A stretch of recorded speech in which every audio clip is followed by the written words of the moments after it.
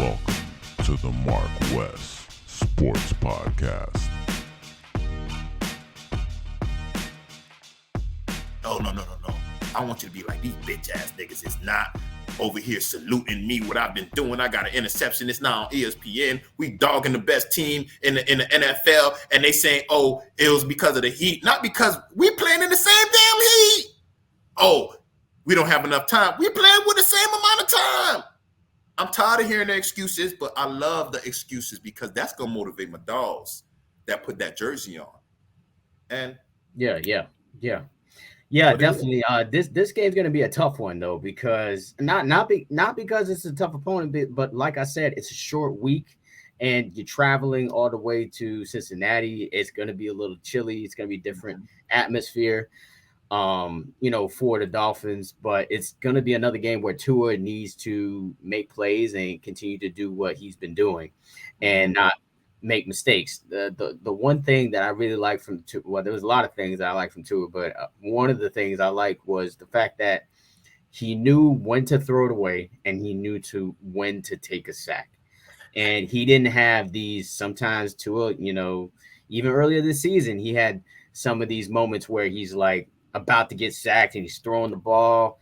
Those type of plays Tua's got to minimize from now on the go forward. And he seemed to do that in that game, which was key to the victory. And he's got to continue that in a game against Cincinnati. Cincinnati's got a decent defense, running game, receivers. They got the quarterback in Joe Burrow, and they're trying to get back on track too. Like some other teams in the league. So I see why Miami's not why Miami's not favored in the game because of those factors.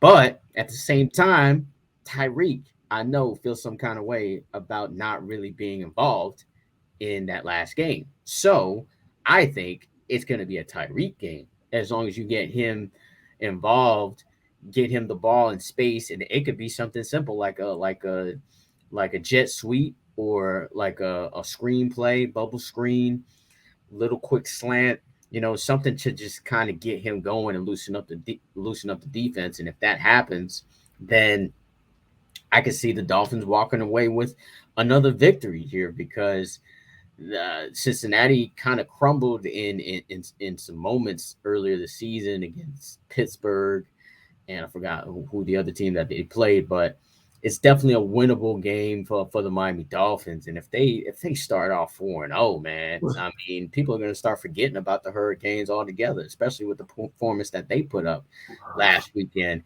It's like we completely switched from being all on the Hurricanes throughout this offseason and after the first two games, and then now with the Dolphins winning against Baltimore, it's like you realize who really owns the town, and that's really the Miami Dolphins. They just been sorry for I don't know how long that they haven't really had a chance to kind of take over the city like the Heat and Hurricanes have.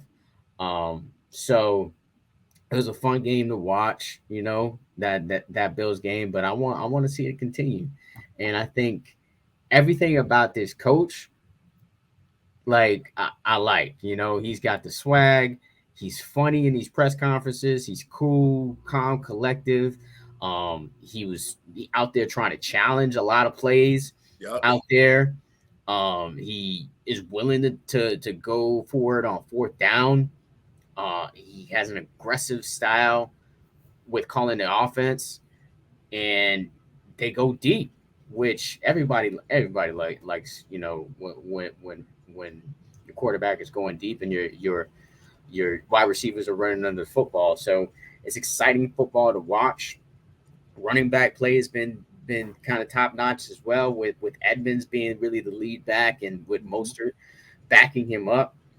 And the defense has been playing, it's been up and down, but they come through when they need to. Just like Shaq said, I make the free throws when they count. The defense has been making plays when they count, and I wouldn't bet against the Dolphins right now. You know what I'm saying? Even though even though they're not favored to win this game, I would take those points. I would take those 3.5 points. And I think the Dolphins come out and win this game close. It's going to be a close game. Score. I'm going to say a simple one, 24-21. Okay.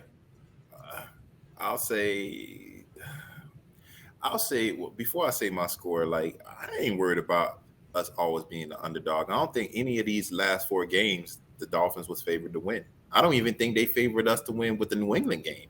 Everybody was talking about Mac Jones and shit, even though we know that the New England Patriots, they're suspect this year. So that's one. As far as if we go ahead and win this game, Marcus, like, do you know the next 4 games? We got the Jets. Garbage. That's a win. Minnesota Vikings is probably the only one that probably will give us some type of problems, but I wouldn't. That's going to be a win. You feel me? I think that's a win too. Same thing when it comes to Pittsburgh. I think that's a win. Then we play Detroit Lions. That is a win. We play the Bears. That is a win. I don't know about Detroit. Detroit is actually kind of good this year. Shit, if that head coach go ahead and keep making them same mistakes that he did last week, you feel me? Meaning trying to go for the field goal instead of putting it in your quarterback hand so he could deliver like the other rookie head coach did with Russell Wilson. You got to put it in your guys' hands. You feel me? You can't depend on special teams. Something's always going to happen. Always. In regards to when it comes to teams that historically always find a way to lose. Those teams, something's going to happen with the special teams, with the kick, something. So for me, I think the Dolphins going to go ahead and win this. It's going to be a close game. You know, the whole matchup is going to be Tua versus Burrow. The Dolphins wanted to move up and give picks to move up a few slots to go ahead and get Burrow, and we didn't. They didn't get Justin Herbert. This is the battle of the quarterbacks. The battle. I know there are always nuances that they're going to go throw out there. Oh, yeah. The Miami Dolphins are going to go ahead and win this game 24-20. And I think that the Miami Dolphins are going to go ahead and do this thing. Why? Because the Miami Dolphins feel like me. They feel happy. They feel good. After every week, you know, it's a victory. I mean, if we feel good, imagine what their families are feeling. You know, because some people, when they got drafted and came to the Miami Dolphins, people are like, y'all just going to collect a check. Y'all going to lose. Yeah. Remember, like I told you last year, the first 8 games, we lost every damn one of them. And I'm like, damn, when the hell we going to go ahead and win? But we're going to win this game. I mean, I don't really have too much to say about us winning the game because, look, our O-line on point, their O-line is not on point. Both of us have a good defense, but I think our defense is better. Both of us have a quarterback. Yeah, your quarterback may be bigger, maybe supposedly better, may have more testicular fortitude. You like that. You said that twice already. Yes, because I'm thinking about the Heartbreak Kid, Shawn Michaels, right now, because we're breaking people's hearts right now. You feel what I'm saying? The Miami Dolphins. You see how they was leaving the stadium?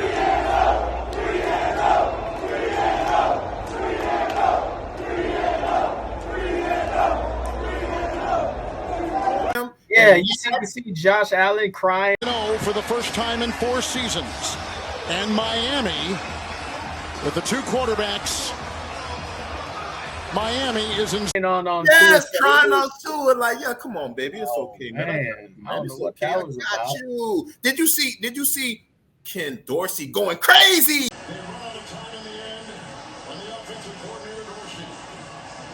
Yes. Oh, that thing was hilarious, man. Come on, man. It was hilarious. He's on Oni and Dade. He's on NFL Memes. He's on ESPN. He's on the MarcWes Sports Podcast, and everybody else that went ahead and reposted that because it was just amazing. He's our guy, though. He's our, Ken Dorsey. He's our guy. He led the 2001 Miami Hurricanes to possibly the greatest team ever.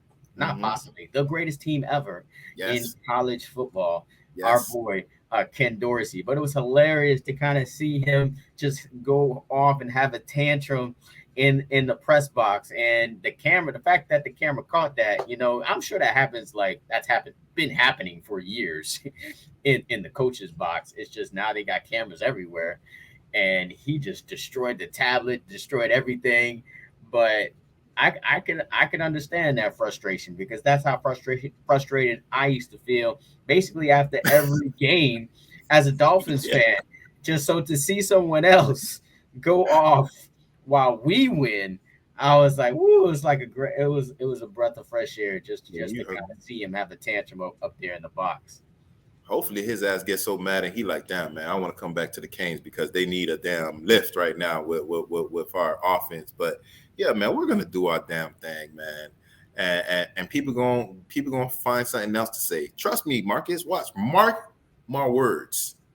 We're gonna win the game. MarcWes, your words. You feel me? This is what's gonna happen. We're gonna win the game, and ESPN and everybody else gonna find some type of other excuse for Cincinnati Bengals. They're gonna say it's the O-line. They're gonna say something, because that's what they do to us. Yes, we know the beaches, the women, the weather. We know y'all hate us. It's all good. You feel me? Yeah. Now y'all gonna find another reason to hate us now, and it's the Miami Dolphins.